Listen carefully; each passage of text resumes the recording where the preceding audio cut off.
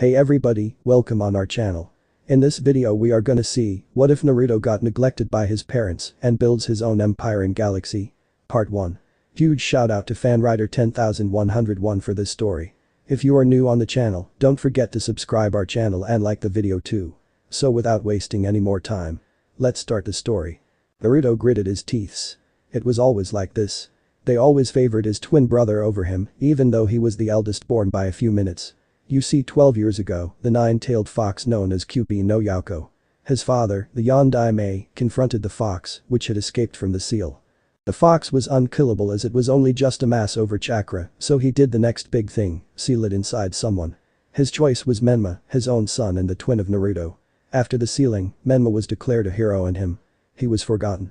It was even worse that he was unable to use chakra. He had the coils and mind you they were massive, however he could not use them. It was because of that very reason his parents didn't train him or even give him the attention his twin was showered with. Even after seeing the skills of one Rock Lee, they still wouldn't train him. At least I am not a pompous bastard, he thought as he sighed. If there was one thing he learned and it was humility. His twin was too arrogant, believing himself to be some kind of god. Because of this neglect, Naruto had little friends, well two really. The first was Hinata Hyuga. She was kind, shy and very forgiving. Both of them really had so much in common. She was treated as the failed child of the clan head and he was forgotten. They had met 2 years ago and some might say they were more than friends. The next person was Satel Shan. She was an orphan that he had met almost after he had met Hinata. Satel was an orphan and was pretty much neglected as well, since she could not use chakra as well. Her chakra system was so small that it only allowed her to live. However, if there was one thing all three of them hated was the Leaf Village and the Shinobi system as a whole. The system is what caused their neglect. Their hate only grew as time went on and unknown to them, they had attracted the attention of a Sith Lord. In space. High above the sky and beyond the moon, a massive vessel floated. Standing in the viewport was a figure dressed in black cloths with some kind of controls on his chest plate and a mask that allowed him to breathe. He had a black cape and he gave off a powerful aura. This was Darth Vader. Lord Vader, we have arrived at the given coordinates. An officer reported. Ready as shuttle, Commander. Vader ordered. The commander nodded and went off to get the shuttle ready. He did not want to earn Vader's wrath. Vader, however, was lost in his thoughts. The Force brought me here. I sense two powerful Force beings on that planet. The dark side of the Force is strong with them. Vader thought. He wasn't a fool. Vader knew that the Empire would never last. The rebels would win eventually, it was inevitable. However, the Force had called him and he would follow the Force. Lord Vader, your shuttle is ready. The commander reported. Turning around, Vader made his way to the shuttle in the hangar. On the planet. Naruto walked through the Forest of Death. The Forest of Death was quite deadly, more so now since it was night. It was the only place he could really meet his friends without letting the whole village know that the failed Hokage's son had friends. He did not want his friends to attract the same hate as he did. You can come out now. Naruto said and two girls emerged from the bushes. They were Hinata and Satel. How did you know we were already here? Satel asked with a raised eyebrow. Hinata too wondered how he had noticed them. You guys were making too much noise, it wasn't hard really. Naruto answered. The two girls blushed in embracement. It was quite embracing to be so easily caught. Anyways, so how was your day? Naruto asked the two. For the next half an hour the three talked and joked and sometimes even conspired. So lost in their talks, they did not see a flying object descend nearby, nor did they notice one of the many deadly animals of the forest. The lion-like animal eyed its new prey for the night. It growled as it walked the foliage that hid it. The three became aware of the animal and jumped up in surprise and slowly started to back away. Naruto was in front while the girls were behind him. They had no training, even Hinata, who was a clan heir, had no proper training given to her. You two have to run, I'll distract it. Naruto whispered to the two. What? No way, we are leaving you here. Satel protested and Hinata nodded. See the animal come closer and closer and then it jumped at them. They closed their eyes and waited for the end. However, the end never came. They slowly opened their eyes to find the lion-like animal floating above ground and appeared to be choking, then its neck snapped and it fell down. Wondering what just happened, they started to hear someone breathing, though it seemed dated. They turned their heads to the source to find a figure clad in black armor and clothing, with a black cape and mask. The figure looked at them before it walked up to them. I sense much power from you two. The figure said, eyeing Naruto and Satel. Who are you? Naruto asked caustically. I am Darth Vader. Vader replied. He delved deeper into the three's feelings and found much hate, much more than he ever had, though the other girl lacked the Force, but she still had great hate hidden inside of her. The Force is strong with you too. Vader said, confusing the three. What was this force this man spoke of? Tell me. Do you hate this village? Vader asked as he started to delve deeper into their feelings. He could see the anger rising in all of them. Yes. Naruto said as he balled his fists. For a brief moment his eyes flashed a sulfuric yellow, but it was enough for Vader to see it. This boy was strong with the dark side. Join me and you shall receive the training and resource to destroy all those who have wronged you. Vader offered. He needed other Sith Lords to carry on his legacy. He needed other Sith Lords to bring balance to the Force. Naruto thought about the man's offer. He had nothing in this village, his so-called family didn't even care about him other than Hinata and Satel did he cared about. Looking back at the two he could see them thinking as well.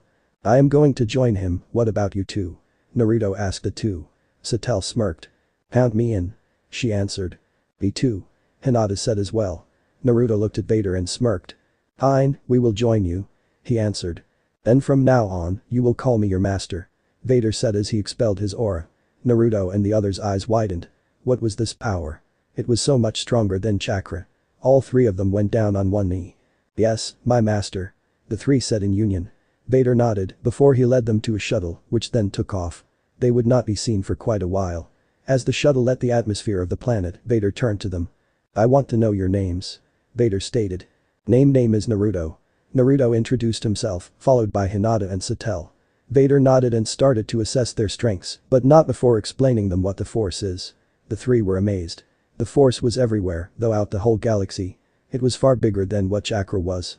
Naruto, Satel, you both are very strong with the Force.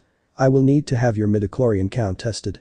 Hinata, you have a good amount of Force, however it is not enough to qualify you as Force sensitive.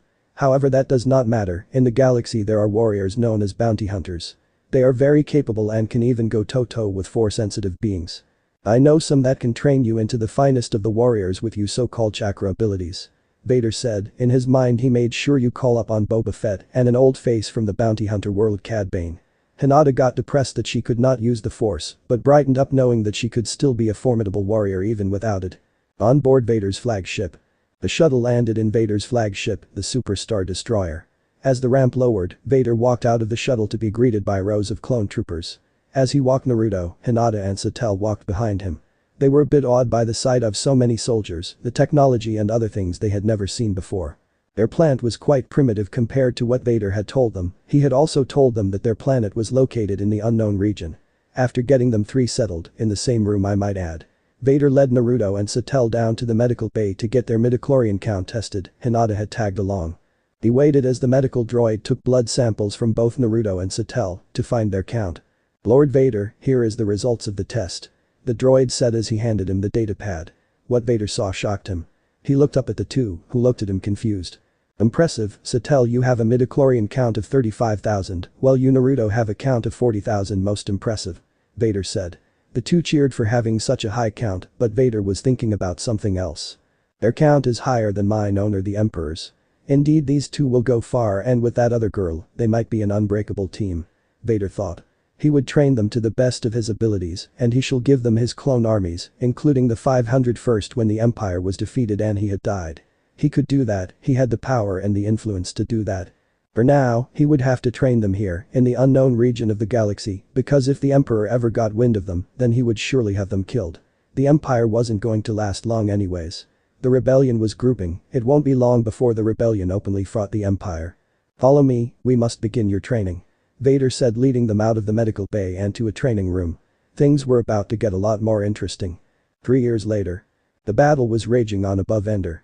It was the final battle against the Empire and it was also the most important battle. The rebels had found the second Death Star and had launched an attack on it after the planter shields on Ender were destroyed. At first they were winning and they were going very well, that is until when the Emperor's fleet showed up and started to attack their rear. The Rebel Alliance admirals had realized that it was a trap, however they were nervous because Vader's fleet was nowhere in sight, but he was confirmed to be on the Death Star. Admiral, more Imperial ships are jumping out of hyperspace behind the Emperor's fleet. An officer reported to Admiral Akbar, who was now very nervous. Another Imperial fleet had entered the fray. Get me a visual. The Admiral ordered and soon they had a visual of the new fleet and needless to say, the Admiral gasped. The new fleet consisted of 2 Bellator-class dreadnought and Vader's flagship, the Executor-class Star Dreadnought. Alongside the massive ships were hundreds of Imperial light cruisers, about 5 dozen Imperial second-class Star Destroyers, and about 5 Praetor Mark II-class battlecruisers. All in all, the fleet was massive in size, scope and firepower. Admiral Akbar, you must call a retreat. There is no way we can withstand that kind of firepower. An officer suggested. No. We must keep up the assault. The Death Star must be destroyed. Another officer shouted.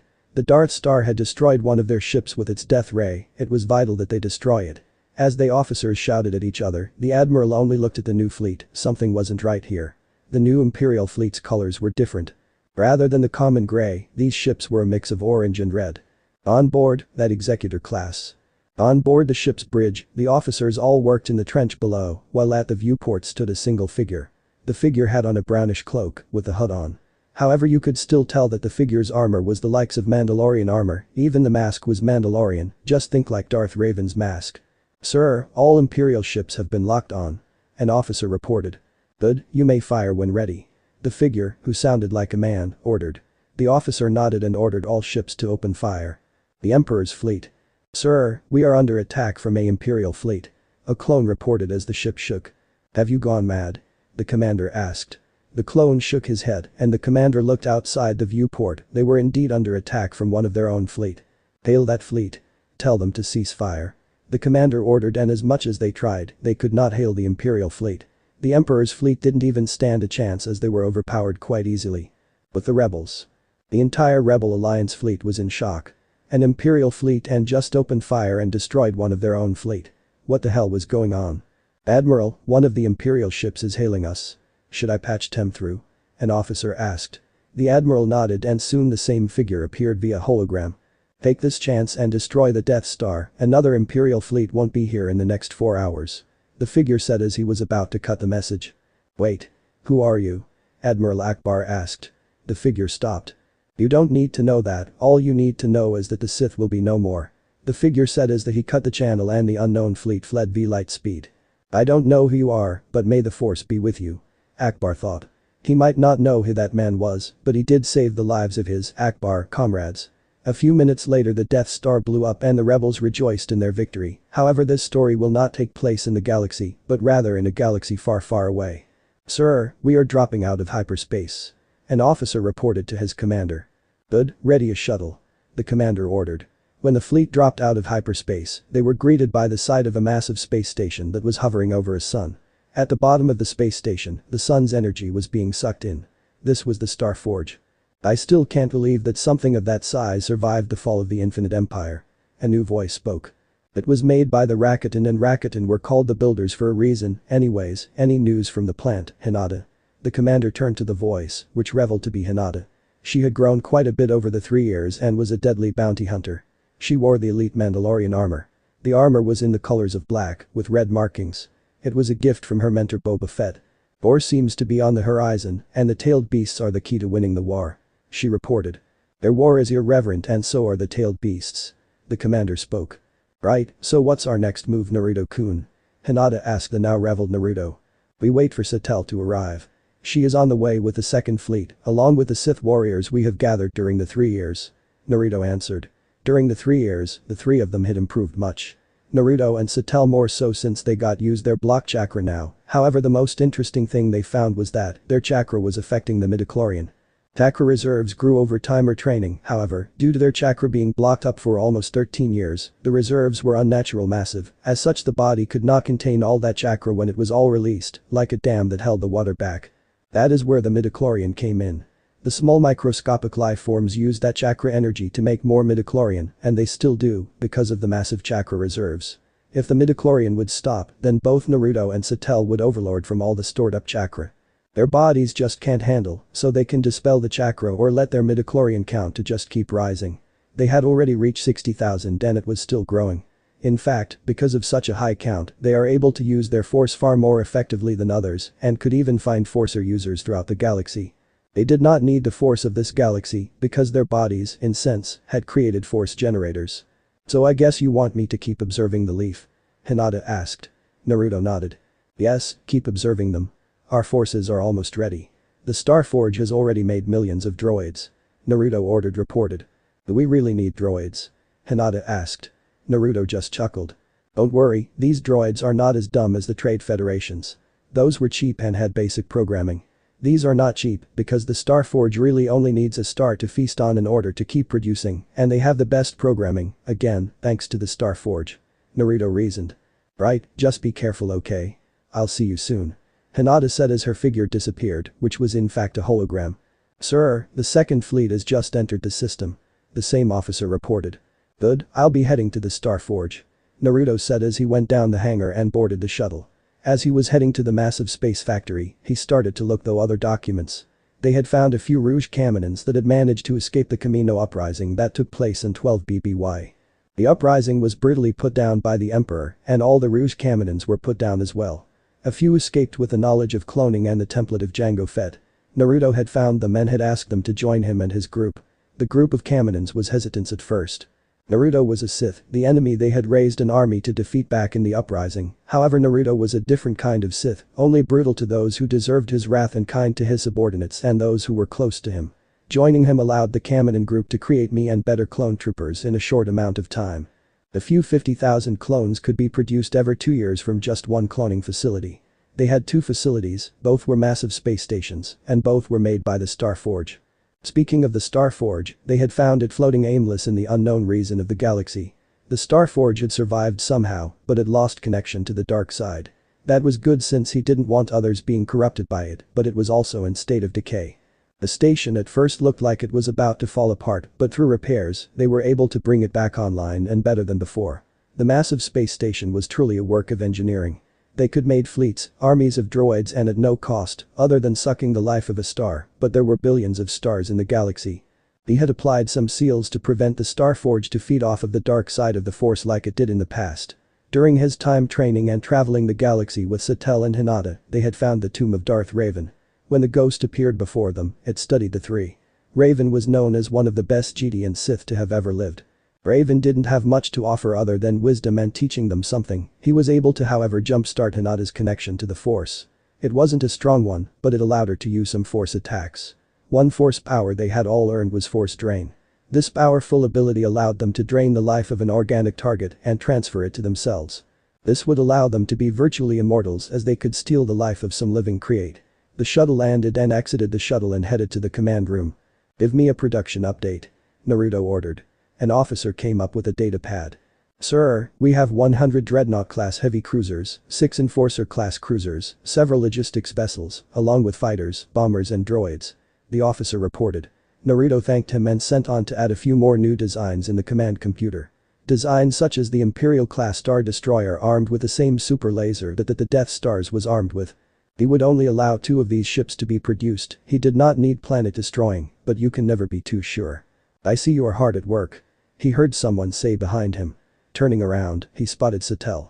She too had grown quite a bit like Hinata during the past 3 years. Her clothing would confuse others into thinking that she was a Jedi, but quite the opposite, she was a Sith, just like him. Someone has to do the work, might as well be me. Naruto said with a chuckle as Sattel approached him and gave him a kiss. You know Hinata would be pretty pissed right about now. Naruto asked. I know, but she isn't here. Is she? Sattel asked as she looked around. I am right here. Hinata said as a hologram of her appeared out of nowhere. Oh. Hinata, how are you doing? Sattel asked with a nervous smile as Hinata narrowed her eyes before sighing. I am doing just fine. Naruto, I just got report that Leaf Village is about to be attacked by an organization called Akatsuki. For now they are at their headquarters located in a megacar. If I may suggest, just use an orbital bombardment and kill them all in one go, they won't have the time to react. Hinata suggested. Naruto had kept tabs on this organization for a while, and they were losing members. It was time to finish them. Very well, our forces are here anyways. While the megacar is being bombarded, we shall launch our invasion of the elemental invasion. Take all artifacts, kill everyone. We 3 shall be the only chakra users in this galaxy. Naruto said. They were going to destroy their own home planet, they felt no remorse. The Shinobi way had only caused needless violence, and they could not afford chakra to reach other worlds. New wars would rise, more bloodshed and the galaxy would be on the path to war once again. It might not be as strong as the Force, but it was very easy to learn, control and use. It would be even worse if they learned the Force and used chakra along with it. They could not allow such a threat to remain in the galaxy. Order all ships to prepare for the invasion, Operation Annihilation is a go. Naruto ordered to all fleets. As soon he had given the order, the vessels quickly started to maneuver to their places. Hangar bays were filled with pilots, soldiers, engineers. Starfighters were being launched, along with transport, and a few star destroyers were starting to converge over the planet to assist in the invasion. The Executor class was taking its place over the Hidden Rain village. "Shall we go then?" Naruto asked Satel, who smirked at him and started to head to the hangar while swaying her hips. Naruto however just chuckled as he shook his head. "These girls will be the death of me, I tell ya," he thought as he too started to head to the hangar bay. He and Satel would be the first to land on their planet. The Konoha. Things weren't looking good for Konoha. The Akatsuki were getting more and more aggressive, and from what the spies were saying, the Akatsuki was heading to Konoha soon.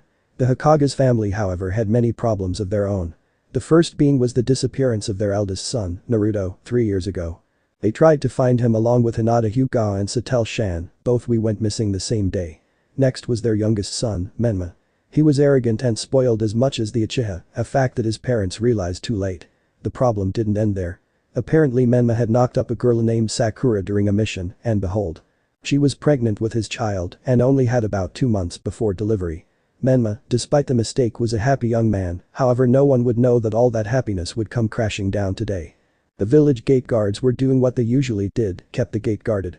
"Man, this has got to be the most boring job in the whole village," Izumo said as he yawned. "You got that right.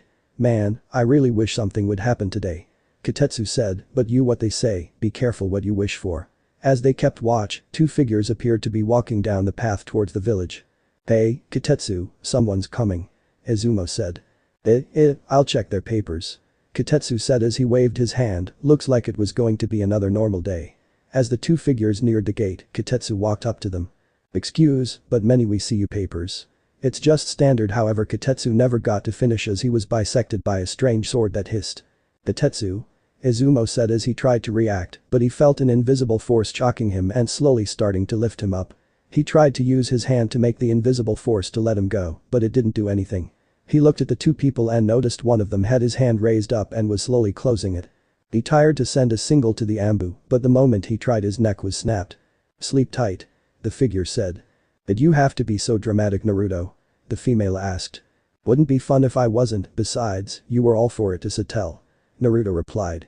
Satel looked away with a blush, though her mask covered it. "Whatever, let's just get this over with, I want to see other galaxies," she said. Naruto just nodded. It's about time they had their vengeance. As Naruto and Satel walked through the streets of Konoha, they noticed that the village was in a state of alert.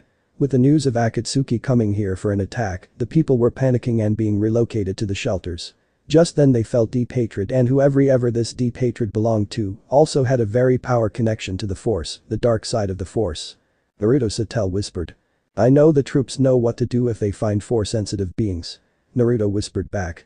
Nodding, both of them continued to their destination, the Hokage's residences.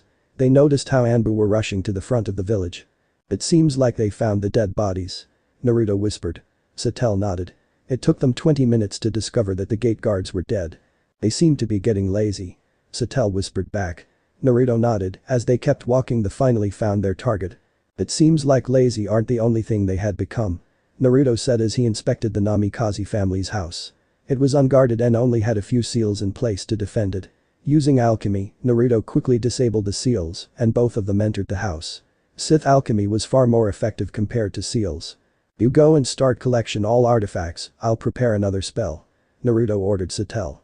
Nodding, she went ahead and started to search the house for all artifacts regarding ninjas. For the next one they had ransacked the house of all artifacts and valuables. Now they waited. They heard the door open and 2 people walked in as they talked. The first was a pink-hair girl, while the other was Naruto's twin, Menma. The only difference in the two was that Menma had red hair compared to Naruto's blonde. "About time to both joined us," Naruto said as he walked into the living room. Seeing that there was an intruder in his house, Menma quickly jumped back with Sakura and pulled out a sword. "Who are you?" Menma shouted. He didn't know who this guy was, but he was not about to let some random fool enter his clan's home. "You don't remember me? I am hurt," Naruto mocked as he held his heart. "Cut the crap, who are you?" Menma said as his eyes started to turning red. Seeing this, Naruto stopped.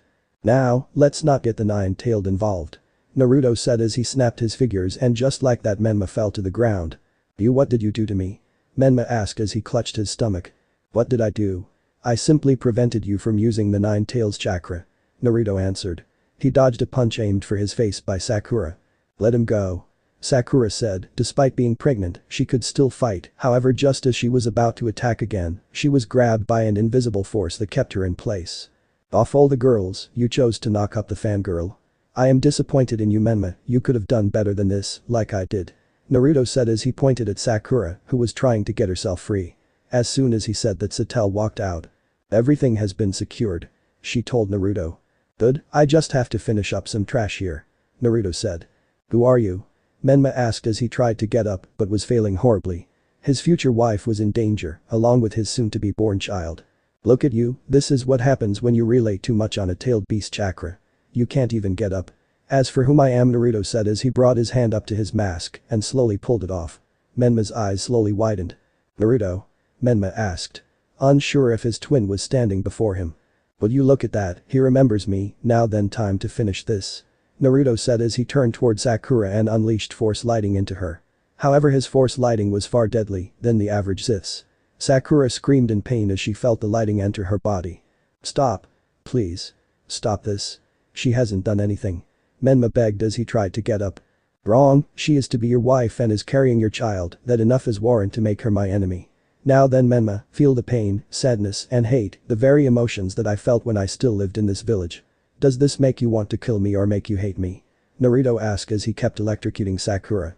Stop please Menma said as tears started to go down his cheek. Seeing this Naruto stopped electrocuting Sakura and slowly brought her down to his downed twin. Menma seeing this smiled. Thank you Menma said as he reached for her. Menma Sakura muttered as she reached for him. It's going to be alright, you're going to be safe now. Menma said as he reached for her, however as he was about to take her hand, she was pulled back and he impaled into Naruto's white-colored lightsaber, right through the stomach. Seems like my hand slipped. Naruto said with a sinister chuckle.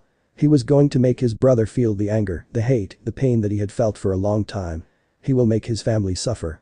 He took great pleasure Menma's shocked face, and tears rolled down his cheeks. Sakura Menma whispered. Naruto slowly started to walk up to him with his lightsaber at the ready. Does it hurt Menma? Do you hate me no? Naruto said as he delved into his brother's feelings and sure enough hate and fear started to rise. He chuckled as he reached him. Good, because now you will die knowing that you could not avenge your future wife and child. Naruto said as he brought his saber down and decapitated him. He saw that the Nine Tails tried to escape, but he would not let it. Using the force he kept the QB in place. Now then QB, let us feed on your life force.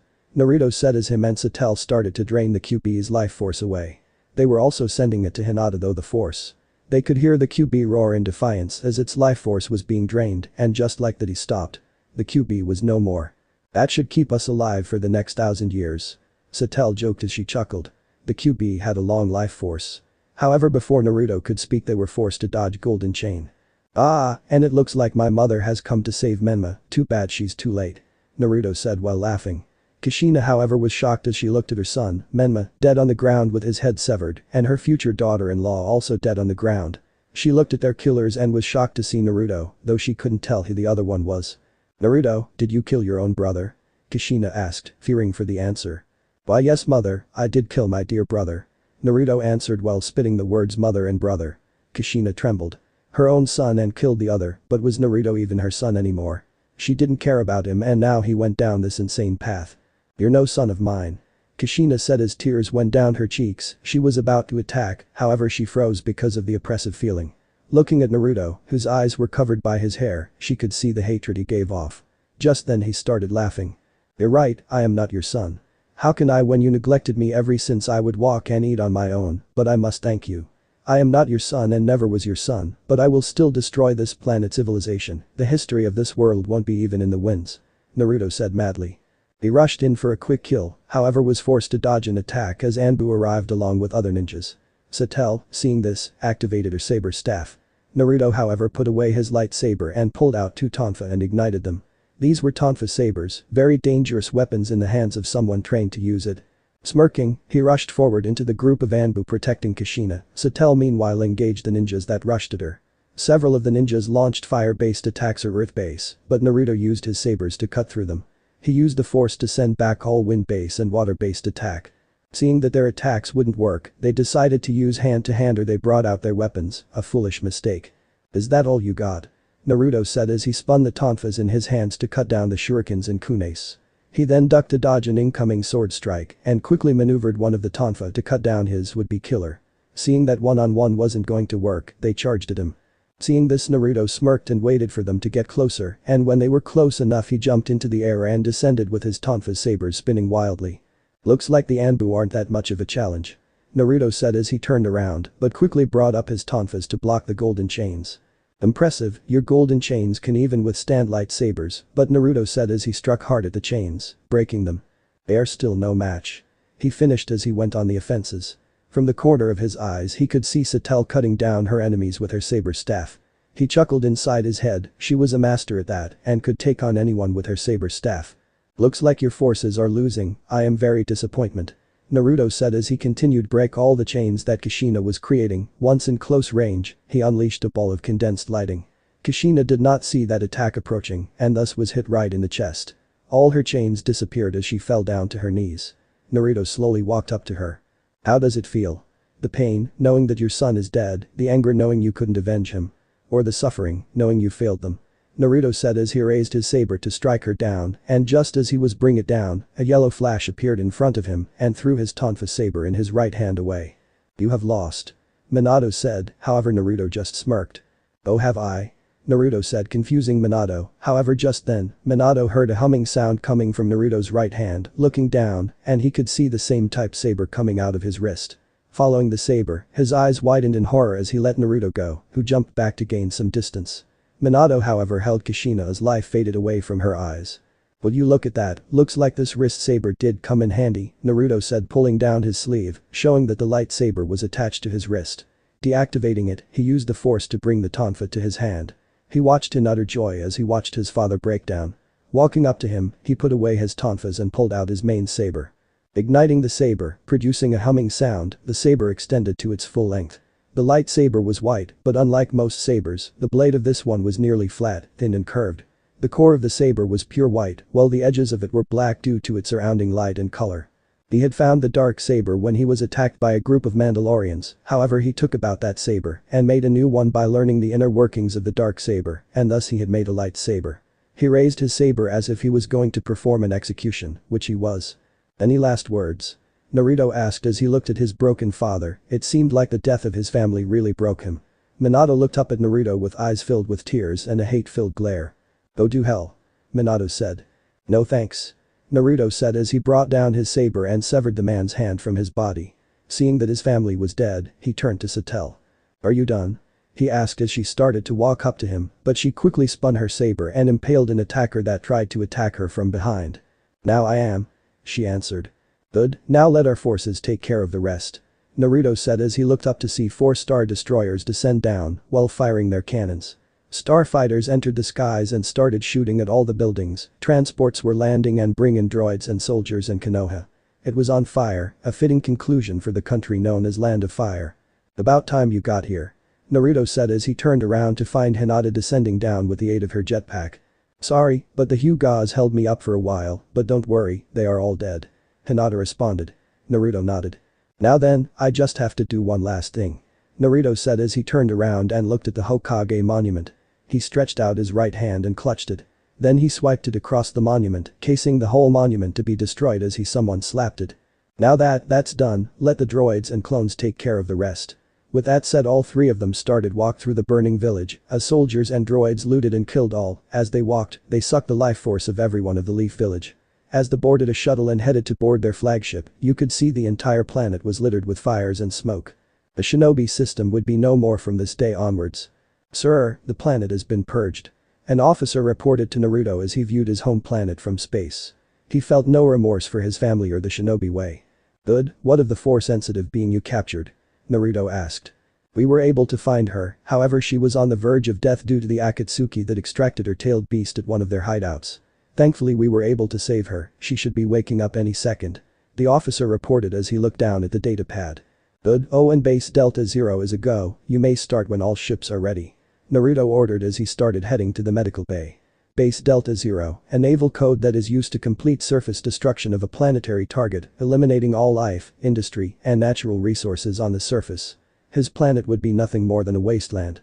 At the medical bay. In the medical bay, a female floated in one of the many Bacta tanks and it was slowly healing her. She had spiky mint green hair and she was tan-skinned. Her eyes slowly started to open, her eyes were the color of orange. "Where am I?" she thought. Last she remembered, the Akatsuki showed up at Taki and demanded they hand her over. She was not going to give up with a fight, however her village thought otherwise. She felt so betrayed that they had sold her out to the enemy. She was sure that she had gained their respect and trust, but in the end she was betrayed. During her final stand she felt all the pent-up emotions running through her and felt herself tapping into a very dark power, no that of a tailed beast, but some far more powerful, however before she could use it, she was subdued by them and was having her tailed beast extracted and then everything went dark. "So, you awake?" She heard a voice. Looking up she saw a boy, about her age, standing before her in what seemed to be armor of some type. "How is she doing?" The boy asked some kind of strange machine. "She has stabilized and has all healed up." The machine replied. "Good, get her out that tank then." Naruto ordered and she felt the strange liquid in the tank starting to leave the tank. Once the liquid was gone, the tank lowered down, allowing her to walk out.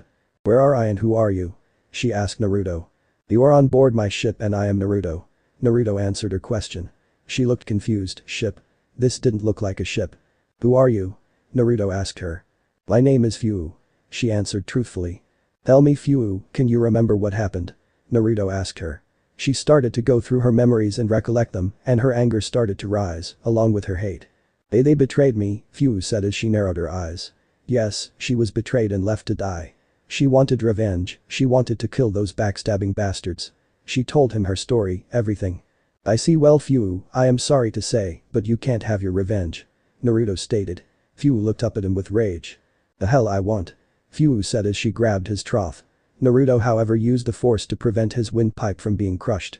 "Fu, you can't have your revenge, because the elemental nations are no more. I have destroyed our planet," Naruto said with a straight face as if he didn't order the deaths of tens of thousands. Fu however was confused. Planets? What the hell was this guy talking about? Seeing her confusing he sighed. "Follow me," Naruto said as he threw her some cloths, which she grabbed and looked at them. "What? Are you going to wear them or are you going to walk around the ship naked?" Naruto asked her. Her eyes widened as she looked down, and she was indeed naked. Looking back at him, her face went complete red. You pervert." Her voice rang throughout the whole ship. Clones rushed to the medical bay to find their leader on the ground passed out with a large handprint on his face and a very embarrassed girl. One of the clones sighed and called it a false alarm and left the two to deal it out. A few minutes later.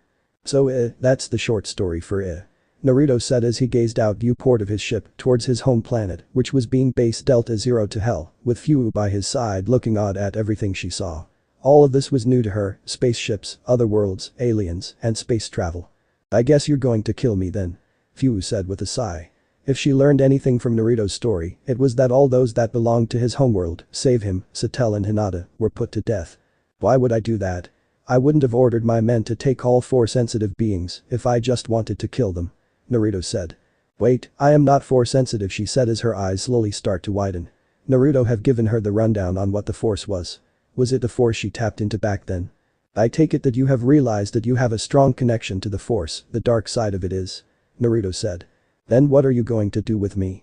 she asked him. If she wasn't going to be killed then what was going to become of her? "You can stay here and train in the ways of the Sith, the true way of the Sith. Peace is a lie, there is only passion. Through passion, I gain strength. Through strength, I gain power. Through power, I gain victory. Through victory, my chains are broken. The Force shall free me." That is Sith code, however over time, may Siths have ignored that code and only used it to prove a point. Only a few Siths like Darth Raven and Darth Bane. The Sith take what they want and kill the rest and make use of things to their fullest. That much is true, however even I know that we Siths can become something far more than just killers and takers. So I chose to kill those who deserve it or those who have wronged me. There will be no mercy for them. My empire won't take slaves, but rather kill all those who defy my rule, but it is also our job to defend the weak. I shall create the first Sith empire that delivers justice where it is needed. It shall be peaceful, yes, but it shall also be brutal to those to defy it. So, will you join me?" Naruto said as he held out his hand. Fu looked at his hand and thought about her life. It was a terrible life she had led up until this point. Always being mocked, downplayed and now betrayed. She wanted a place where she belonged, a place that didn't mock her or betray her, and Naruto was offering that. Nodding to herself, she lifted her hand and grabbed his hand. "I will join you," she said. Naruto smiled. She was going to be a fine Sith like him and Satel. Will you look at that, we just get here and he's already bagged another girl. Satel said as she walked in with Hinata. Well, he is pretty sexy, I don't blame her. Hinata responded as she took off her helmet. Naruto grunted while Fuse had a deep blush on her face. She tried to protest, but Hinata and Satel just started to drag her away. Hey. Where are you taking me? Fuse screamed. Don't worry, we are just going to have a girls' talk. Satel said as Hinata nodded. Naruto just watched on as they left the bridge. Permission to speak, sir? A clone asked. Permission granted. Naruto answered. What the hell just happened? The clone asked. Naruto sighed and turned around and looked out the viewport. I don't know, I just don't know. Naruto answered truthfully. Set a course to the edge of our galaxy, it will take 2 years till we reach that point, so get everything ready. Make sure all cryosleep chambers are ready, because when we are going to travel to another galaxy, it's going to take a long time to reach there, we don't want to look like old men now, do we? Naruto said as everyone chuckled. Cryosleep was something along the lines of carbon freezing, without the whole freezing you. He had each ship equipped with thousands of these chambers to preserve their bodies as the ships traveled the vast nothingness between 2 galaxies. The ships during that time would be operated by droids, since droids didn't need food or sleep, they could always recharge. The droids would awaken everyone when they had reached a new galaxy. Something like this had never been attempted before because no one had ever tried it. This galaxy was already big enough, so why should they leave and risk their lives for a new galaxy? Naruto, however, was willing to take that risk. This galaxy has already seen too much bloodshed and war. There was no point in establishing a Sith empire if it was going to just be destroyed like all those before them, besides, he loved a good adventure. Sir, all ships are ready to make the jump. An officer reported. Good, we may jump. Naruto ordered and just like that, the stars became white lights as they entered the hyperspace. It would take them 2 years to reach the edge of their galaxy and from there who knows how long to reach the nearest galaxy. I better go check on those 3, Naruto thought before heading out to find the 3. 2 years later. At the very edge of the galaxy, there was nothing. On one side you could see stars in the distance and on the other you could see nothing but emptiness. You could have ever see distant galaxies far away. Just then 2 whole fleets dropped out of hyperspace. Sir, we have reached the edge. An officer reported. Good, patch me though to all ships. Naruto ordered and soon he was patched though to every ship. Ladies and gentlemen, we have reached the edge of our known galaxy and now we are about to embark on a road untraveled. I do not know how long it will take for you to reach a new galaxy, however what I do know is that we will awaken once we have reached our destination. We shall establish the greatest empire this new galaxy will have ever seen. At your chambers, we leave the world we know soon. Naruto ordered. A few minutes later droids walked in as the clones started to head for the chambers. The droids would take over until they were awakened once more. You girls ready? Naruto asked the 3 girls. Of course we are, but before we go, Hinata said as she kissed him on the lips. No fair. I wanted to go first. Satel said as she kissed him too before walking away with Hinata. Well, I guess you should get go. He was cut off when Fu kissed him as well, before she ran off with a blush. Naruto just stood there and shook. Did not see that coming. He thought as he made his way to one of the many chambers. Entering it he sighed. Who knows how long they will stay asleep for, oh well, at least he could catch up on sleep for the next 100 years or so. I guess this is the part where I say sweet dreams. He thought as he chuckled. The droid got him all set up and started to close the chamber. Good luck, sir. The droid said. Naruto started to close eyes, but before he did he muttered one last thing. There's no such thing as luck. He muttered as his eyes closed, along with the chamber. The droid walked away and took his place on the command computer for this section of the cryosleep chambers. Even Naruto heard many different voices around him. He knew what this was. This was the dark side of the Force and it was trying to control him. That was the flaw of all Siths, the dark side consumed them each time, leading to their downfall in terrible wars and corrupt empires. He would prevail where others have failed, after all, he has chakra to deter the effects of the Force. That was one of the reasons why he wanted eliminating his homeworld for good. With chakra they could deter the effects of the dark side, making dark GDs that weren't influenced or controlled by the Force. A frightening thought for the galaxy. No, I will not give in, I might have a connection to the Force, but you have no control over me or comrades. Naruto responded. He had put seals on every Sith warrior his ranks that coated them with a layer of chakra, this protected them from being influenced by the dark temptations of the dark side. You will give in. He heard the voices, this time they were angry. He could feel the dark side trying to pull him back, but it was failing. No, I will not, and once I and my comrades leave, you will never be able to control us. Naruto said calmly. It was true, the Force was only existed in their galaxy, if they were to leave it, then neither sides of the Force could influence. He and his comrades would still be able to use the Force and even their children, but they would lose the ability to see the visions that the Force shows. The trade-off he was willing to make, since half the time the Force is just trolling when it sends those visions to people. No. He heard the voices as they started to fade. My emotions are my own. I and my followers will be the first true Siths. We will create an empire of peace and justice, not of slavery and oppression, but we shall punish those who deserve our wrath. Naruto said loudly as the dark side force tried to pull him back. I will not be a Safari, no, that prophecy has only led to the downfall of many Sith rulers. I shall be emperor and I shall lead all. Naruto yelled. He could hear it, the dark side was fading away. And with this, my chains are broken. Naruto said. He was now free from both sides of the Force. This was true freedom. No more being controlled or trolled by the Force. He then smiled as he closed his eyes. Now was the time for a true Sith empire to be born, away from evils of the dark side. Sleep chamber. Naruto slowly opened his eyes as he yawned. The chamber slowly opened and on the other side was a droid. Good morning, sir. The droid spoke as Naruto exited the chamber and stretched his limbs. Good to be awake. Naruto said as his stomach grumbled. The droid handed him some rations to eat. Tell me, how long was I asleep for? Naruto asked the droid that handed him a datapad. According to standard space-time, about 600 years. The droid said, causing Naruto to cough. 600 years? Naruto said calmly. He should have expected this, but 600 years? That's a lot of time. Come to think of it, were these rations even okay to eat? The droid noticed that his master had stopped eating. Sir, those rations are just fine to eat, those can last for thousands of years. The droid stated. Naruto thanked the droid and started to eat again. Find the nearest habitable planet and plot out a course to reach it, also alert all the other droids to get everyone out of these chambers. Naruto ordered as he started to make his way out. Roger, roger. The droid said as he rushed to get everyone back up, while Naruto started to check on everything via the datapad. Everything seems to be working just fine, and it seems like the hyperdrive is working just fine on the Star Forge. That's good, we won't need to tow the damn thing around. Naruto thought. Before he had went to sleep, he had ordered several modifications to be carried out by the droids that also included improved hyperdrives that allowed them to make out paths to systems quicker. He then felt the ship shake a little. That was fast, it seems like those upgrades sure are coming in handy. He thought as he looked outside the ship to see the whole fleet and the 2DN fleet, along with the Starforge in hyperspace.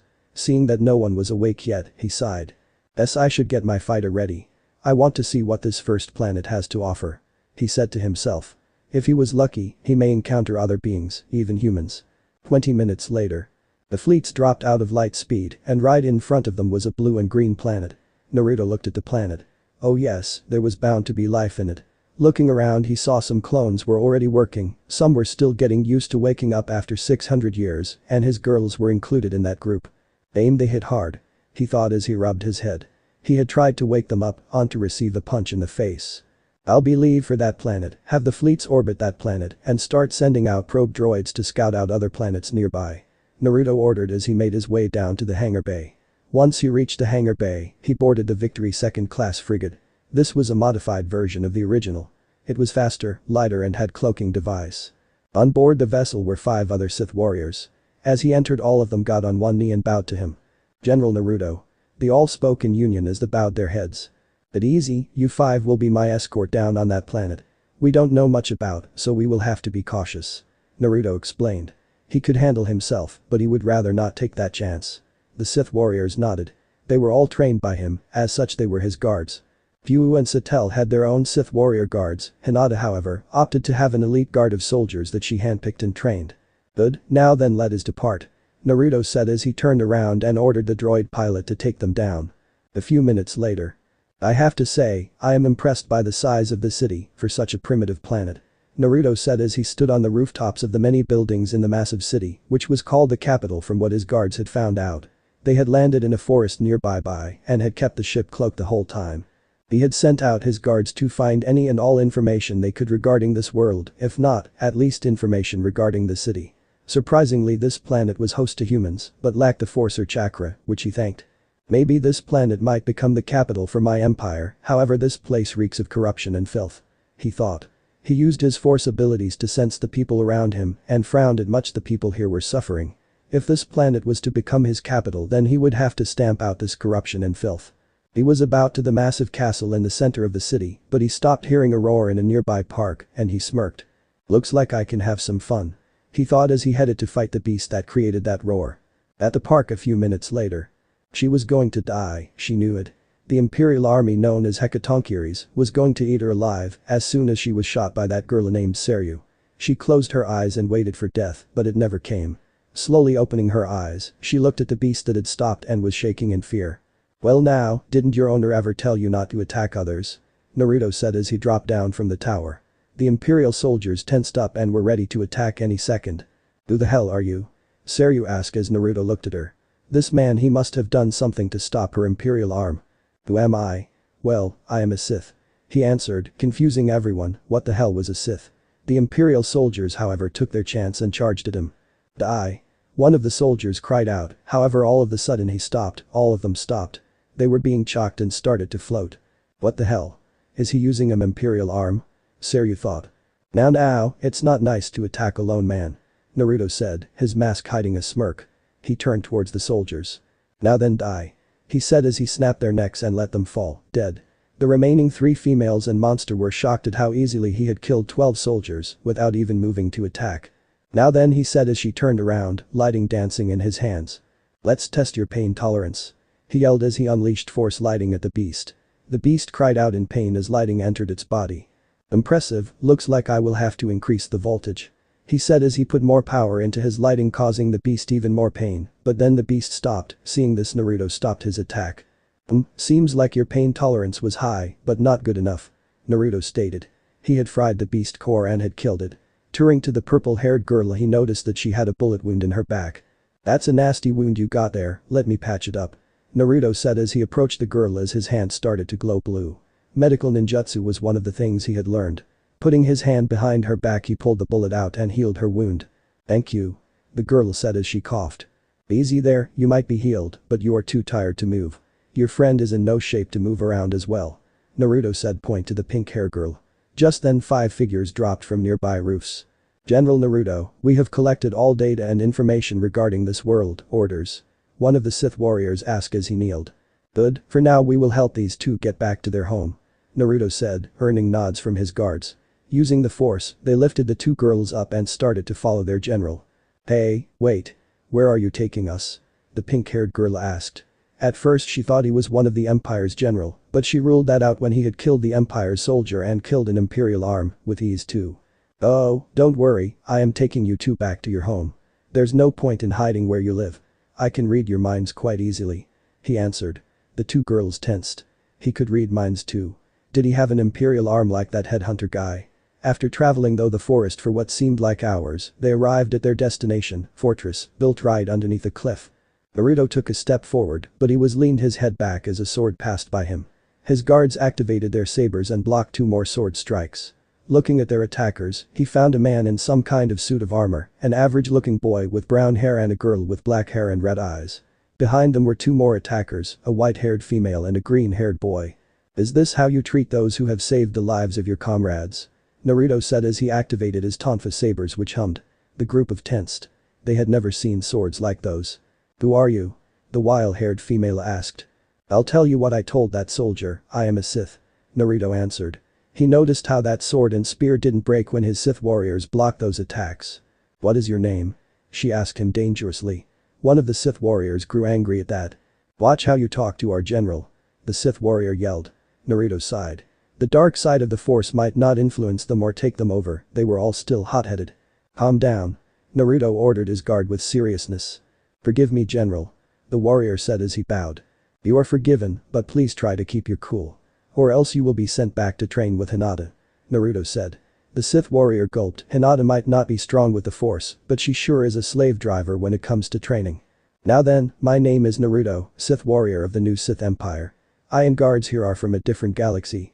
We had just reached your galaxy not too long ago, and your planet was the first who picked up, but it seems like this planet is filled with corrupt leaders," Naruto said as he introduced himself. His group of attackers couldn't believe what this man was saying. From a different world, and he was here to establish his own empire. "Sorry, but we cannot let you establish your empire on our world." The white-haired spoke. Naruto however narrowed his eyes at her before he started to chuckle, but his chuckling became full-blown laughter. "What's so funny?" the brown-haired boy asked. Naruto's laugh died down as he looked at the boy. The fact that I can't establish my empire on this world, sorry, but I wasn't asking for your permission. I can feel how the people of this world are suffering, but my empire shall free them of that suffering," Naruto proclaimed. It was true that he was going to help these people. He had long ago learned that when you help people, they tend to listen to you and become your allies and supporters. "How will you do that? The empire on this world is vast and powerful. Your forces would." The boy didn't get to finish when Naruto spoke. "Would destroy this empire within days. I don't think you know the size or power of my military. Where I come from, empires have risen and fallen no time for thousands of years. They stretched from one star system to another. This small empire that is your enemy wouldn't even be worth sacking. My forces will be ready within a month's time, and within a month, this empire will fall," he said as he started to walk away with his Sith warriors following away as his laughter echoed through the forest. "Something tells me that something big is about to happen," the black-haired girl thought as he held her sword tightly. "What's this? It seems like the empire is organizing a tournament, perhaps I should take part in it," Naruto said to himself. "But General, you are far stronger than anyone on this world, you shouldn't waste time on some small tournament," one of his Sith guards stated. "I know that, I just want to see what this world has to offer in terms of warriors. I have a new task for you. Find these imperial arms that I have been hearing about. Find as many of them as you can," Naruto ordered. "Yes, my lord," the Sith warriors replied as they bowed before they scattered to complete their new mission. Naruto meanwhile took off his armor and mask but kept his sabers. "It's time to see what this world has to offer," he said with a smirk. It would take a while for his forces to mobilize, even though he himself would be enough. He needed to stage a display of military might, and what better way than to show the two fleets. At the tournament a few moments later, the audience was cheering as fighters dueled for the prize money offered, but there was one person bored out of her mind. She had long light blue and blue eyes to go along with. Her skin was porcelain and she had a tattoo on her chest. Her clothing consisted of a general's apparel with long sleeves, a blue scarf and high-heeled boots. This was Esdeath, one of the mightiest generals and fighters in the empire. Now you may ask yourself, what is the mightiest general doing all the way back here in the capital? Well, you could say she was on a mission to find a man that she could love, and thus this tournament was being held. Though none of the fighters had any potential she was looking for, and they were not even young. Now for the final match, on the right we have Tatsumi and on the left we have Naruto. Her subordinate, Wave, spoke. He backed away from the ring to let the two fighters fight it out for the prize money. "I must say, all the other fighters were quite easy to defeat. I wonder if you're good." Naruto spoke as he brought out his tonfa sabers and activated them. Their twin humming sound entrenched the audience in their beauty. "Those weapons, they are the same ones that masked guy had. Could this guy be him?" Tatsumi thought as he pulled out his sword. Both of them looked at each other, however Tatsumi was the first to move as he charged forward in an attempt to defeat his enemy in a single blow, however Naruto countered by blocking which one of his sabers. "You're gonna have to try better than that," Naruto said with an eye smile that pissed Tatsumi off.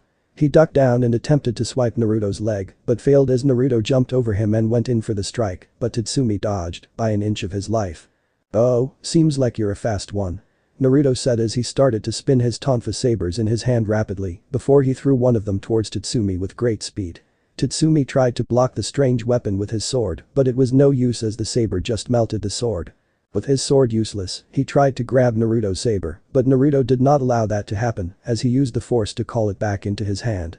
A bit surprised, Naruto used that moment to rush him and put both of his sabers next to Tatsumi's neck. "You're good but not good enough, surrender," Naruto spoke. Tatsumi how was shaking like a leaf. The heat these weapons were giving off was intense. I surrender," he said with a sigh. There goes his plan to win the money for his village. Naruto however just smiled, this was one of his true smiles. Esdeath however looked at him and when he smiled. "Yes, he's the one," she muttered as she got up from her seat. "That was a good match, you are by far better than most of the fighters here, just be sure not to die in the night raid," Naruto said, though the last part was a whisper. Tatsumi froze up, so he was that man, he knew his face and their hideout, and should he kill him? No, he did save his comrades' lives. "Now get going," Naruto said as he pointed towards Esdeath who was coming their way. Seeing this Tatsumi quickly exited the stadium, he didn't want to die today. "So, that's the infamous General Esdeath, however something is not right here. Is she under the influence of something? It almost feels like she is being controlled by the dark side, but it's not the force, something else," he thought as he started to delve deeper into her emotions. "I see, she believes that only the strong should rule and the weak should die, however those beliefs of her they have been amplified by something else. I do sense something strange about her blood. Well, it looks like I'll have to dive into her mind," Naruto thought. This was one of the newer force powers he had developed. In the past, a few Siths used Sith alchemy to dive into someone's kind. Intrigued by such a concept, he created a variation of the same power, only this time by using the Force only. You did however need to have a very, very high midichlorian count to even attempt to use such abilities. Now then, let's see what's causing you to be so violent. Naruto thought as he divided into her mind. Inside Esdeith's mind. How long has she been here for? Too long for her to remember. She was foolish to drink the demon's extract. Thinking she could control it, but in the end, the extract was what controlled her. For years she had to watch as the extract amplified her beliefs and caused her to be more sadistic. Her belief was only mean to stay on the battlefield, not in everyday life. She watched helplessly as she killed men, women and children, all innocent. I just want to die. She thought as she hugged her knees. Her body had become her own prison. Oh? What's this? She heard. Looking up, she spotted a blonde-haired man with blue eyes that held a bit of yellow in them. How was this possible? How can someone enter her mind? It seems like this thing imprisoned you here, did it not? The man asked. She couldn't find the voice to say anything, so she just nodded. I see, my name is Naruto and I am going to free you. The man now known as Naruto said. Wait, why do you want to save me? She asked. Why would this person want to save her? Hell, why would anyone try to save her? Granted that everything she had done was done out of her will, but rather the extract. Did she even deserve to be saved? Why, you ask? Well, it's quite simple really, you need help. Naruto said bluntly, shocking her. But I am a killer. I have killed so many innocent that I don't even know the number anymore, so why? She asked as she lowered her head. True, but you didn't want to do it, now did you? You are being controlled by this thing, and compared to me, you are pretty innocent. You were forced to kill people, but I killed my own people, though I suppose the dark side was controlling me somewhat, but it doesn't matter. What's done is done, we can't change that, but we can change the future, besides it's our job to chance the future for our loved ones. Naruto said with a smile. He might be a Sith, but he knows when to be brutal and when to be kind. But I have no one would love a monster like me, the people fear me and my subordinates also fear me. They don't fight with me out of love and admiration, but rather with fear of death. So what's the point in me even being alive, she said. Naruto gritted his teeth, this reminded him so much of his childhood, but at least he had Hinata and Satel, but Esdeith. All she had was her father, her mother had died, but her father was a cold man to her. Do not say that. If you want someone who loves you, then I will be that someone. If you need a friend, then I will be that friend. Naruto said as started to charge condense a ball of force lighting. If you need a shoulder to cry on, then I will be that shoulder. You are never alone in your struggles, always remember. Naruto said. Esdeith was shocked by his proclamation. Now tell me, Esdeith, do you want to life? Do you want to be free? Naruto asked as tears started to form in her eyes. Yes, she muttered. I can't hear you. Naruto said as he put more power in his attack. Yes. She screamed. Naruto smirked. Then let's set you free. He said as he used the force and pushed the condensed ball of power past Esdeith and into the statue of a giant danger beast. The statue started to collapse and break apart, however dark energy started to leak forward and attempted to grab Esdeith, but Naruto held the energy back. You will submit. Naruto shouted as he started to condense the dark energy into a ball. I'll use some Sith alchemy mixed in with the art of sealing and pacify the energy. Naruto thought as he started to chant some old Sith magic and then did a one-hand seal. In the hand he did the one-handed seal, a new condensed ball of energy was formed, but this one was blue and had a yellow core to it. Now then, be pacified. Naruto yelled as he threw the ball of energy, which consumed the dark energy. There was a bright light before it faded. Esdeith looked at her savior and was shocked to see that he had just conquered the extract and even pacified it. This man, he was truly strong. Now then, Esdeith, you are free, your life is yours now, but if you feel like you don't fit in, then you can join me. Naruto said with a smile as she blushed. Her heart started to beat faster and faster. Is this love? She thought as she put her hands over her heart. Now then, it seems like my job here is done, I'll see you on the outside.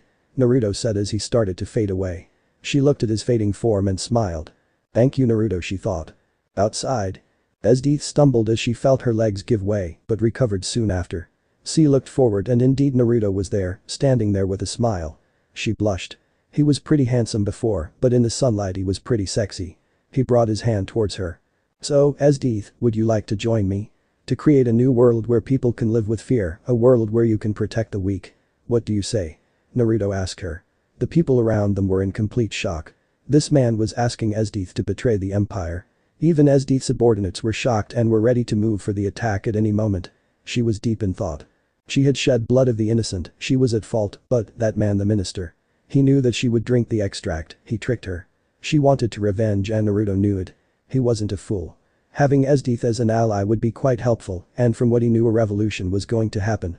He would allow this revolt to happen and in the end he would come down as a hero and save these people while earning their trust and support. It was an underhanded method, but he was a Sith and sometimes it was better to wait and let your enemies kill each other and strike them both down in the final hour. Esdeath started to walk up slowly and brought up her hand and put it in his. "I will join." Esdeath answered, shocking all. Naruto smiled. "Good. Now then, hold on tight," Naruto said as he picked her up bridal style, making her blush even more and bent his knees. Putting as much force as he could in his legs, he launched off with great speed into the sky. The people's jaws were hanging, could people even jump that high? They didn't notice a large shadow covering almost the whole city, but when they did, their minds were blown away. High in the sky was Naruto's flagship, the Executor. People were indeed shocked or freaking out. With Tatsumi and the others. "What the hell is that thing?" Tatsumi yelled. He, along with Lubbock and Leon, had made it back to base. They were one member short due to Bullet being killed during a mission. Tatsumi was still depressed about his friend's death and was visiting their graves, but as he was looking at the capital in the distance, he spotted a giant flying ship descend from the clouds above. The ship was massive in size and was easily twice the size of the capital city. The rest of the night raid group ran out when he had yelled and were shocked to see the massive vessel. "Is it Danger Beast?" Mine asked. "I don't think so, if it was, we would be able to feel it," Nagenda answered. "But whose ship or whatever it is belongs to?" Lubbock asked. "It wouldn't be good to know if it was an Empire's ship." "I think it's that man's ship," Shield guessed. The man did say he was from a different world. Akame stayed silent. "That ship might prove difficult, no, impossible to take down with her sword." If that wasn't enough 10 Star Destroyers descended down as well and made floated in a ring formation around the capital. "They have more. How many ships does that guy have?" Leon asked in utter disbelief, just what kind of firepower was that guy packing? After a few minutes, the largest of the ships started to ascend back into the clouds and beyond them, but the smaller ship stayed. With Naruto. "Sorry about that, it was the quickest and the easiest way to get on this ship. Anyways, follow me. I'll get you living red in no time," Naruto said as he started to lead Esdeath through the ship. The ship was just as massive on the inside as it was on the outside and she was just left stunned. She saw thousands of soldiers, all in white armor and strange machines. "Naruto, why did you move the ship out of orbit?" She heard a voice behind her. Turning around she came face to face with a girl that seemed blind. "Oh, Hinata, it seems like you are all rested up, not like 600-year nap was enough already," Naruto said as he muttered the last part. "What was that?" Hinata asked. She might love him, but she will let him know who runs the relationship on this or any ship or even planet. "Nothing, dear," Naruto refuted, Sith or no Sith, he did not want to get on any of his girl's bad side. Hinata took notice of Esdeath and looked at her for a while. Esdeath started to feel very uncomfortable at her gaze. Hinata then smirked and looked at Naruto. "Another one?" she asked him. Naruto just sighed. "It's not my fault, that lady's fault to my good looks and charms," Naruto said, but there was some hidden pride in there. Hinata wanted to say no to that, but she really couldn't. "Well, she's going to need training." "What training do you think will suit her?" Hinata asked. "Wait, I am already well trained," Esdeath interjected. "True, but we are talking about a different type of training," Hinata told her. Esdeath nodded, some new training wouldn't hurt. "Esdeath, I am a Sith and Hinata is a bounty hunter, well, more like our special operations leader. We Sith use the Force, and we are able to use that because of an organism called midichlorian. However, not everyone has a high enough count of midichlorian to use the Force, and in your world's, or galaxy's case, it has no Force at all, so no one of this world can be Force sensitive. However, our research teams have been working to find a way to give people midichlorians. One of the ways we came up was via transfer, which cells already possessing midichlorians, but the method is untested.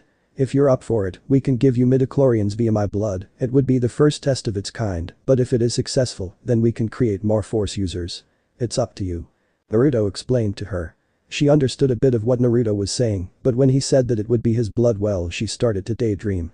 "Ah, you okay?" Naruto asked her as he waved his hand in front of her. Hinata just chuckled. She sure has fallen for you, I don't know how you made her fall for you so fast." Hinata giggled as she gave him a kiss before walking away. "Well then, follow me to the medical bay," Naruto said as he led her to the medical bay. In just a month, this planet would fall into his control, because unlike Sidious, he did not betray his allies and comrades or oppress. His name, along with his loved ones, would go down in history for eons to come. "What?" Minister Honest yelled as he stared down a soldier. The soldier was shaking like a leaf. Sir, General Esdeath has defected and joined the unknown forces. The soldier repeated as he bowed his head. 10 days ago, Esdeath was taken away by some blonde man. At first they thought he had captured her, but it was later revealed that she had defected and betrayed them. Even the Yagers had gone missing, with the expectation of Dr. Stylish and Seryu, who refused to betray the Empire. This was bad. They had just lost a very powerful general, and now they had a few good soldiers and the commander-in-chief, but still. The rebels were going to attack soon, the minister knew it. Night Raid had been carrying out more and more assassinations, and with no one to stop them, they were left unopposed. However, they did notice that Night Raid's trademark sword user was missing. Could she have defected as well? The extract that Esdeath drank a few years back was beaten by her. The minister thought. There was going to be an uprising soon and he knew it. Then there were those flying ships, they were still staying in their formation and had the whole city surrounded, but they had yet to attack or anything. As he was thinking, a soldier rushed him. Your Majesty, Dr. Stylish is nowhere to be found. We believe he went after Night Raid's hidden base, but we are not sure. The soldier said. Just then another soldier rushed in. Oh, one of the flying ships is starting to move, but it's heading away from the city. The soldier said in fright. It was a sight to see as the Star Destroyer moved away from the city. He would have ordered some soldiers to follow it, but he didn't want to provoke the flying ship. On board the destroyer Star a few minutes ago. Sir, our visual scanners are picking up a large beast of some kind nearby, orders. An officer reported asked the captain of the ship. Move to intercept, we cannot risk the chance for it to attack one of our ships. The captain ordered, though in all of their minds, they knew nothing could harm the ships. These star destroyers were far more powerful and had better clones as their crews, one of them being the 501st, one of the few clone divisions that had survived the fall of the Grand Republic. Naruto had opted to use clones rather than recruits, since clones could be trained from even before birth, and they could be specialized to carry out certain tasks. Same went from the droids. Thanks to the Star Forge, they were able to mass-produce the commando droids of the Confederacy and other expensive droids that were better than the standard droids. Enemy is in range, sir. One of the officers spoke up from his place. Fire when ready. The captain ordered. Taking aim, the lower batteries of the vessel unleashed burst of laser shots, striking the massive monster, and bring it down. Enemy eliminated, sir. One of the officers reported. Good, fall back into the same position with the rest of the ships, the captain ordered. Night Raid. Holy crap, did you guys see that? Asked a fearful Tatsumi. A few monuments ago, a man named Dr. Stylish had found their base and had launched an attack. They were able to fend off his men, but when he was cornered, he took some kind of drug that made him into a hybrid of a danger beast. At that moment, Night Raid began to have a hard time dealing with him, and not even moments later, one of the flying ships neared their location and unleashed a ruthless barrage of orange and red lights. That's what they thought they were. Those lights looked a lot like mine Imperial Arm, Pumpkin, but those looked a lot more powerful. Shield said as they all regrouped. What? No way, those lights were stronger than my Pumpkin. I bet I could blast one of those ships out of the sky. Mine refuted, she was very confident in her weapon. Hold on, Mine, maybe Shield is right, those did look a lot powerful.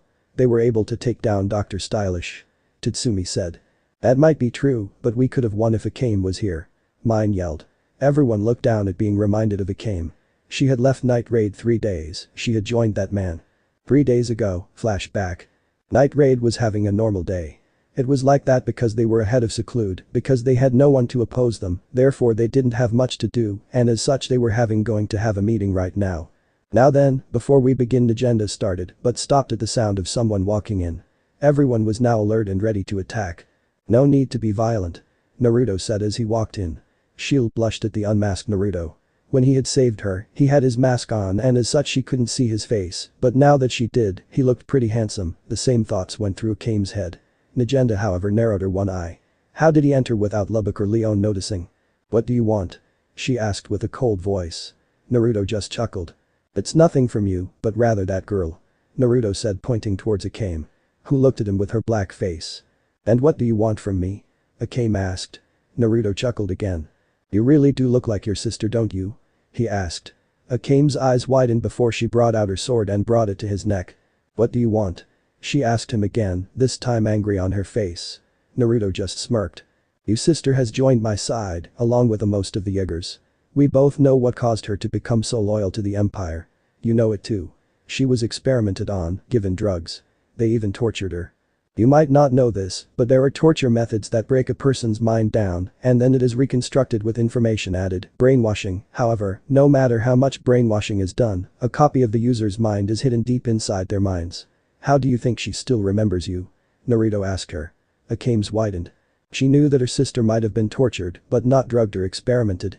Her hand started to shake as she started sheathed her sword. Seeing this, Naruto continued. But that in mind, I had her treatment reversed. It was quite easy seeing how primitive the technology here is quite primitive. Anyways, I have an offer for you. I can allow you to see your sister, the one you knew, the one before the empire separated you two, however you will have to join my side if you want to after seeing her, but know this. This empire will fall, because of its crimes and neglecting its people. In its place a new empire shall form, a Sith empire, an empire that shall expand to the many planets in this galaxy.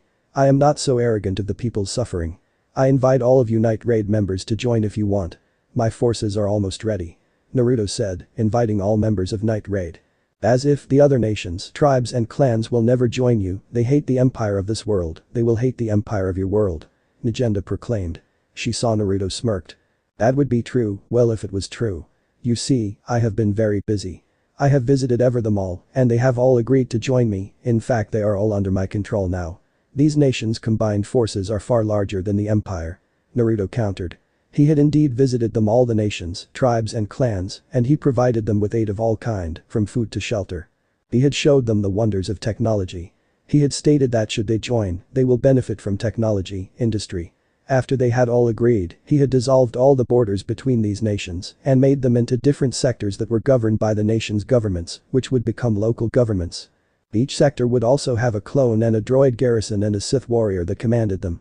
This Sith agent was not only the commander, he was also an agent that would report everything to Naruto and the other generals. All in all, the different sectors would be left to rule themselves independently, but they all answered to the emperor, which would be Naruto. What? Negenda yelled. If what Naruto said was true, then should the revolutionaries win, they would be surrounded by even a larger empire that had the advantage in every field. It doesn't matter if you join or not, you are not my target, however if you do attack my empire, then you will become one. Naruto stated. Night Raid was doing what was right, but should they attack his empire, then it would not hesitate to send his forces to eliminate them. Akane was really thinking hard. If what he was saying was true, then her sister was forced into becoming a blind slave to the empire. I want to see her. She answered. Everyone besides Naruto looked at her in shock. Akane, this could be a trap. Tatsumi yelled. Why would I need to trap you all? I have ships that can render entire planets uninhabitable, there is no reason for me to trap anybody. Naruto countered. Tatsumi paled. How much power did this guy command? Naruto reached for his pocket and pulled out a small disc-like device. He placed it on the ground and back away, and soon the device lit up. Ah, General, I have been expecting your transmission. A man said from the other side. Night Raid was awed at the sight of such technology. They had never seen a hologram before. Admiral, can you please get Kurum on the line? Naruto ordered the admiral. Of course, sir. The admiral answered as he nodded and pressed a few buttons, and the transmission changed to some kind of machine. The machine turned around and noticed the transmission was on. Forgive me, General, I did not notice you there. The medical droid said. That is fine, can you get Kurum? He asked the droid. The droid shook his head. Negative, she has been placed in a Bacta tank not too long ago in order to heal her body. The droid said as it showed them Kurum suspended in a tank. I see, what's the status report on her health? Naruto asked. The droid picked up a datapad and started to go down the list. Her mental state of mind has been restored and all brainwashing methods have been removed from her mind, however she was also experimented. Her body was also suffering from a disease that was killing her slowly. We were able to neutralize it, however it left her body severely weakened and as such, she was placed in a Bacta tank to heal. She will be healed in about a day. The droid reported. Good, take care of her. Naruto said as the droid nodded and the transmission was cut off. He then used the force to call the device back to him, freaking everyone out, other than Shield that is. What was that? Tatsumi asked. He had never seen anyone just pull something back to them like that. That was the force. Naruto answered as he turned around and started to walk away. Wait. Akame said. Naruto stopped and looked back at her. He could tell that she was conflicted. On one side she could see her sister and not have to kill her, and on the other, she would be betraying her friends. He could see that confusion on her face, so he decided to speak up. You won't be betraying your friends. Night Raid is not my enemy, but if they do attack my forces after I take over for no reason, then they will be. They are still your friends, it's just a matter of if they chose to fight my empire will your loyalty be truly tested. Naruto said. He was looking for allies and excellent warriors and leaders, to kill those kinds of people would be counterproductive. I'll join. Akame said, as she steeled her resolve. Everyone's, other than Shields and Naruto's eyes widened. But Akame, this could be a trap like I said. Tatsumi again, Akame was one of their best fighters and assassin, they couldn't lose her. Tatsumi, if I join him, this current empire will fall faster, and your people will be saved and many more, but if I don't I might never know the truth. She said as she started to walk up to Naruto. 4 days from now, this empire will fall, and a new one will be forged. Naruto said as he turned around and walked out as Akame followed him. Flashback end. 1 more day if what he said was true, then tomorrow the empire will fall, Najenda thought. If she wasn't convinced before, she was now after seeing the might of just one of those flying ships. End chapter. So this part ends here. If you want to see next part of this series, like the video now and share the story with your friends. Bye bye.